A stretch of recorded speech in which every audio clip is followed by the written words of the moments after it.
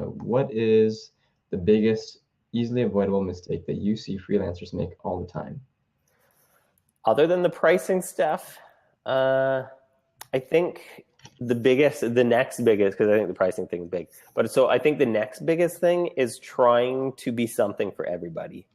So trying to be a writer for anybody that needs writing, or trying to be a web designer for anybody that needs a website. It's really hard to stand out in a market of like tens of thousands to hundreds of thousands of freelancers who all do the same thing. Mm-hmm. So I wouldn't even know how to stand out in a market like that. What I suggest instead is, if you figure out who you want to serve more specifically, then you can start marketing your services to a more specific audience. And then it becomes a lot easier to become like the web developer for people who do X and stand out in that market, instead of just like, I'm a web developer who writes code. It's like, I don't know how to help you if that's the case. But if you're marketing yourself for a very niche audience, then you can start to show up as like a blip on that audience's radar. That's exactly what I did. Like, that's how I got to where I'm at with freelancing, is because I said, all right, I'm focusing just on this tiny group of people, and everybody else I don't care about. Mm-hmm. What was that group for you? Pardon me? What was that group for you? Women authors who build like online brands as themselves. Mm-hmm. So I worked with like Danielle Laporte, Marie Forleo, Alex Franzen, Chris Carr.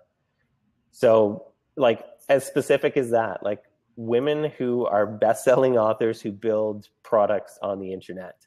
And that was the target audience that I focused on. And then it became known in that industry because people were like, oh, well, if so-and-so has a website by Paul Jarvis and they're at the top of their industry, then I need to hire Paul Jarvis. Instead of like, I need to hire some person to build my website, they were thinking, I need to hire Paul Jarvis. So I went from like a group of one of many, like at any web designer, to a group of one. It's like, well, I need to hire Paul Jarvis.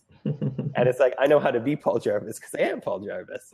So it becomes a lot more easy to, especially like, raise your prices or to be thought of as an expert or an authority in that market. So I think that's the biggest thing, is people get scared because they're like, oh, I don't want to rule out like 99% of the people who want my services. But at the same token, if you do that and you position yourself just for one very tiny market, then you can become like, all the best freelancers I know did this. And everybody who doesn't do that, is scared to do that, isn't like at the top of their freelancing game. So It's scary. I 100% understand that it's scary, but it's also necessary.